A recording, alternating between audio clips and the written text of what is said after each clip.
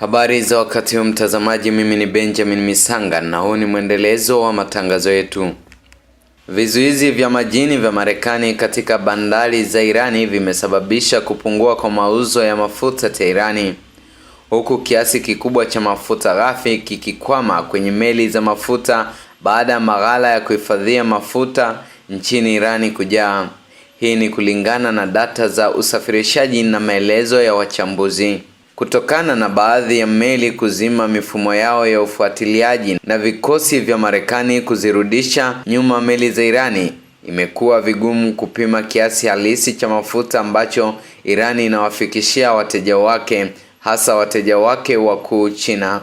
Kampuni ya uchambuzi wa mafuta Vortexa imesema ni meli chache tu zilizobeba mafuta ya Irani zimeondoka katika ghuba ya Omani kati ya Aprili 13 na 25. Hali hiyo ni anguko la zaidi ya 80% ikilinganishwa na kipindi kama hicho mwezi Machi, ambapo data za LSEG zinaonyesha Irani iliuza nje mapipa milioni 23.4. Baadhi ya meli za Teherani zimezuiliwa na Marekani baada ya kuondoka bandarini, zikiwemo meli za makontena zilizowekewa vikwazo na meli nyingine za mafuta katika maji ya Asia. Kwa hatua tunakadiria kuwa takribani mapipa milioni 4 ya mafuta ghafi ya Irani yamefanikiwa kutoka nje ya ghuba ya Omani. Hatuwezi kudhibitisha kwa sasa meli hizo zimezuiliwa baadaye, Vortexa ilieleza kupitia barua pepe kwa Reuters. Kupotea kwa usambazaji wa mafuta ya Irani kumeongeza uhaba wa mafuta duniani,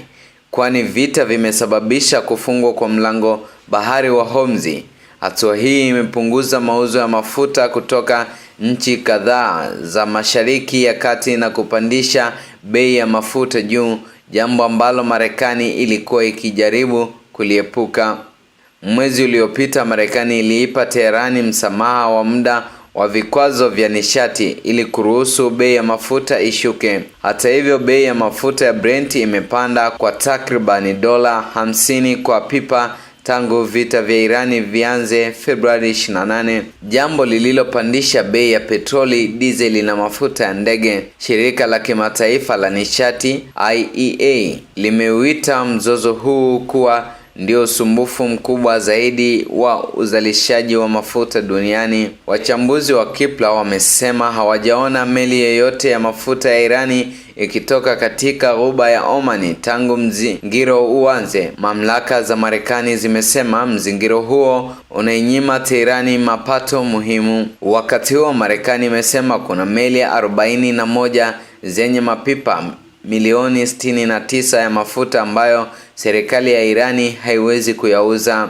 Sarafu ya Irani rial imeshuka thamani kwa kiwango cha kihistoria dhidi ya dola ya Marekani, ikionyesha matatizo ya kifedha inayoikabili nchi hiyo inayotegemea mafuta. Wakati huo maghala ya nchi kavu nchini Irani yamejaa kwa 60%, huku kukiwa na akiba ya zaidi ya mapipa milioni 50 dhidi ya uwezo wa juu wa mapipa milioni 86. Licha ya shinikizo hilo, kampuni ya Teca Trackers imesema Irani bado inapika mafuta katika kituo chake kikuu cha kisiwa cha Hag, na picha za satellite zinaonyesha angalau meli 10 zimeegeshwa nje ya bahari Chabahar.